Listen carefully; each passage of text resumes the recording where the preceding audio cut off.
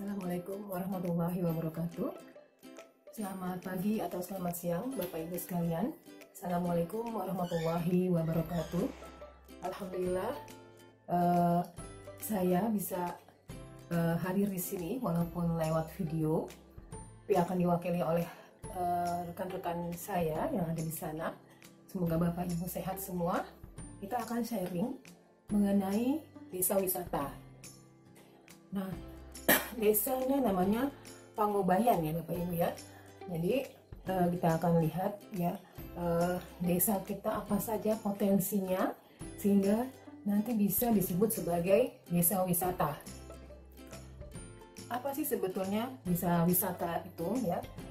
Definisinya adalah pedesaan yang memiliki potensi, keunikan, dan daya tarik wisata yang khas ya, dari suatu daerah, baik lingkungan fisik maupun sosial budaya ya, yang dikemas dengan baik, menarik ya, dan alami dengan pengembangan fasilitas pendukung wisatanya.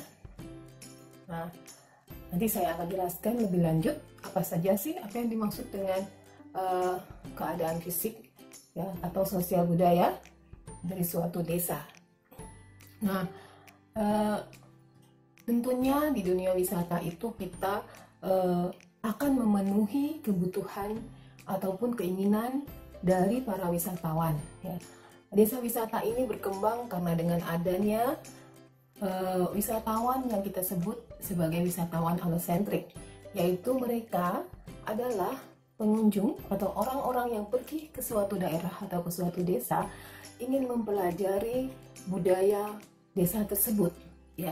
Jadi sudah mulai ada pergeseran ya dari wisatawan yang mass tourism ke wisatawan yang alosentrik ini. Jadi mereka biasanya ya pergi ke tempat-tempat yang memang di sana budayanya sangat kental atau memiliki alam yang sangat indah, yang unik, yang berbeda dari daerah yang lain.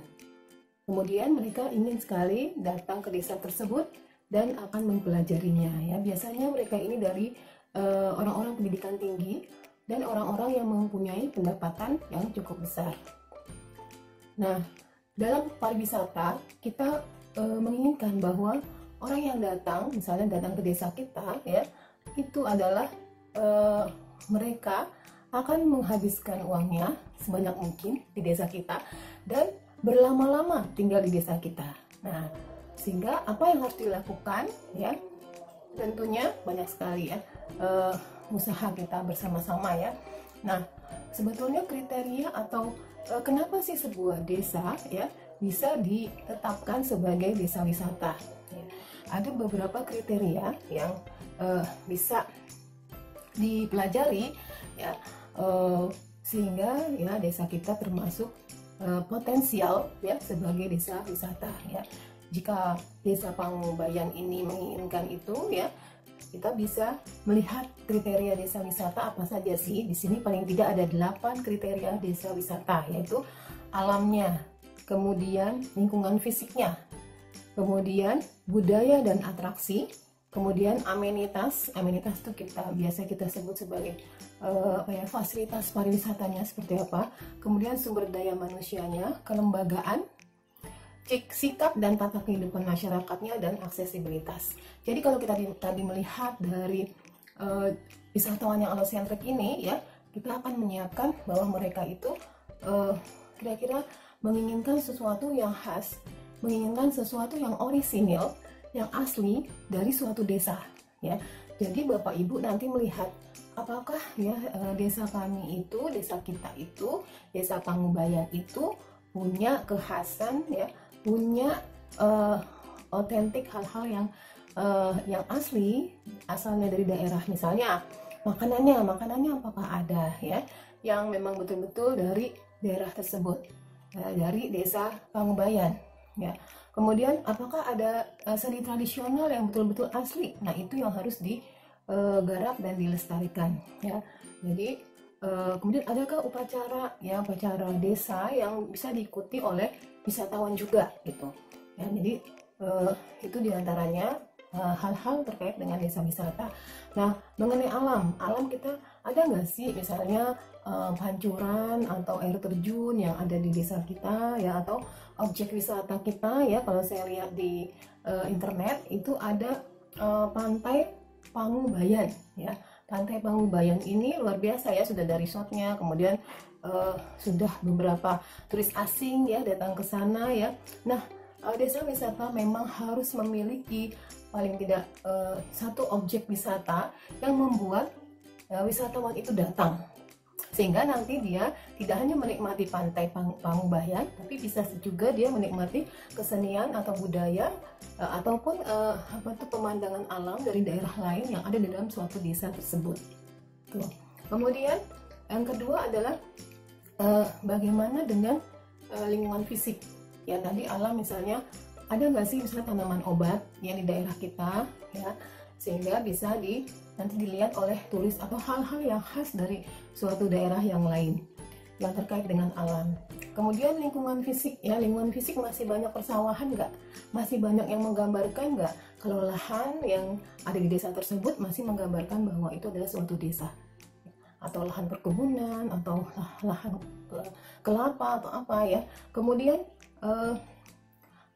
budaya dan atraksi. Nah ini ya, jadi paling bagus kalau suatu daerah itu punya budaya yang khas. Misalnya pernah ya suatu sang maestro gitu ya, maestro di bidang kesenian misalnya, atau yang menciptakan tarian yang memang sakral misalnya di daerah Kaur ya, di Kabupaten Kaur. Nah itu asalnya misalnya dari daerah desa kita, dari desa Pangubayan ya, sehingga kita bisa mengeksplor ya bahwa itu maestro tersebut pernah tinggal, pernah lahir ya di desa kita.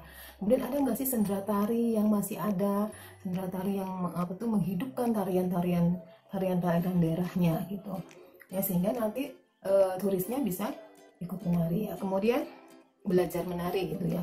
Kemudian di amenitas ataupun infrastruktur untuk fasilitas pariwisata, ada nggak homestay? Ya, homestay paling tidak kan ada 10 ya. Tapi kalau kita memang belum ada, coba dicari potensinya. Ada nggak masyarakat yang memiliki rumah adat ya, tapi dia nyaman, bersih, sehingga bisa turis asing atau turis dari luar ya bisa tinggal di situ, karena wisatawan ini ya ingin melihat budaya dari kita, sampai misalnya budaya minum teh gitu ya, atau budaya kita di sore hari misalnya minum teh sambil makan snack ya. Itu jadi kita berkehidupan seperti biasa saja. Justru turis yang tinggal di homestay ingin melihat sebenarnya kehidupan sehari-hari masyarakat desa itu seperti apa sih. Kalau dia harus ke pasar, ke sawah ya, dia juga harus ke kebun misalnya, silahkan dilakukan seperti biasa. Nah, kemudian kelembagaan ini sangat terkait dengan kelembagaan yang dibentuk oleh masyarakat. Misalnya BUMDes atau Badan Usaha Milik Daerah, apakah ada ya? BUMDes ini akan mendanai unit-unit usaha ya yang berada di bawahnya, yang datangnya juga dari masyarakat. Kemudian yang kedua, nah ini yang penting juga, bahwa harus ada yang namanya organisasi masyarakat yang sadar wisata. Jadi dibentuk ketuanya siapa, kemudian di bawah ketua itu ada koordinator misalnya untuk usaha homestay, kemudian untuk toko oleh-oleh ya, kemudian untuk tarian misalnya, seperti itu. Jadi semua dinaungi oleh yang namanya kelompok sadar wisata, atau biasa kita sebut dengan community group ya. Nah ini harus ada. Nah diantaranya kelembagaan seperti itu ya. Kemudian desa ya, apakah menunjang juga ya, apakah struktur desa itu efektif untuk membantu terbentuknya desa wisata ya, kira-kira seperti itu ya. Kemudian ya, saya pernah juga ikut mendampingi desa wisata yang ada di Ngawi, yaitu Desa Berubuh ya. Di sana itu BUMDesnya sudah mendanai ada satu tempat wisata objek yang memang dibuat oleh anak-anak muda. Jadi di sana itu struktur organisasi Pokdarisnya memang belum terbentuk, tetapi ya, sudah ada yang jalan untuk pengembangan satu objek pariwisata. Dan partisipasi masyarakatnya juga cukup besar, diantaranya 30 tanah warga itu diserahkan untuk dibentuk yang namanya wisata wisata buatan ya. Jadi mereka buat ada flying fox, kemudian ada arung jeram, di situ ada sungai dan diolah, semuanya itu yang mengelola ya levelnya S2 ya. Dia anak muda ya, sekolah di UI, kemudian kembali ke desa untuk membangun desanya. Nah, ini yang sangat kita harapkan, anak-anak muda untuk bergerak ya, membangun desa ya. Terima kasih kepada anak-anak muda yang sudah mau tinggal di desa ya, setelah melanjutkan kuliah di kota, balik ke desa untuk membangun desanya. Kemudian sumber daya manusia ya, kita menginginkan ada orang-orang pariwisata, paling nggak ada 2 lulusan pariwisata. Kalau di sini ada resort, berarti harusnya sudah ada ya orang-orang lulusan pariwisata. Terus ada yang orang bisa berbahasa Inggris, karena biasanya Allocentric ini hadirnya dari turis asing ya. Kemudian sikap dan tatanan kehidupan masyarakat.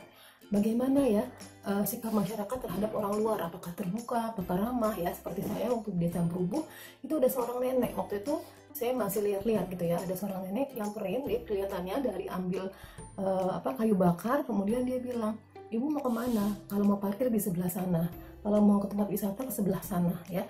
Jadi dia sudah menjalankan apa yang disebut dengan sadar wisata.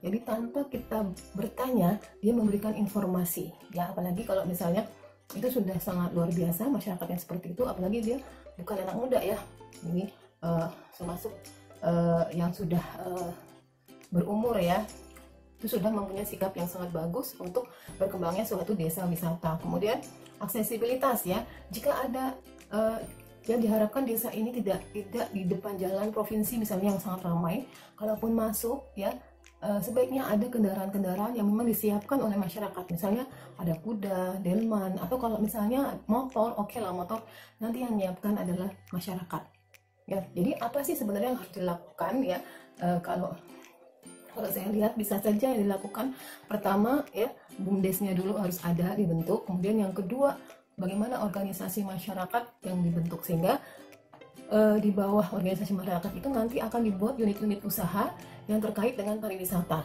Ada wisata unit kerajinan tangan ya, kemudian ada unit kuliner, misalnya dicari bahan makanan apa yang bisa dibuat dari daerah tersebut ya, apakah ada ya yang bisa diolah dari bahan baku yang ada di daerah. Nah ya, jadi mungkin tahapan-tahapan selanjutnya misalnya desa bisa saja mengeluarkan ketetapan bahwa ini adalah desa wisata, kemudian BUMDesnya ya nanti akan dilanjutkan ya, bagaimana pengembangan wisata selanjutnya. Artinya partisipasi masyarakat ya di desa Pangubayan semua harus bangun ya, berjalan dari masyarakat yang ada di sekitar ya. Demikian rasanya cukup video ini, semoga bermanfaat bagi Bapak Ibu sekalian.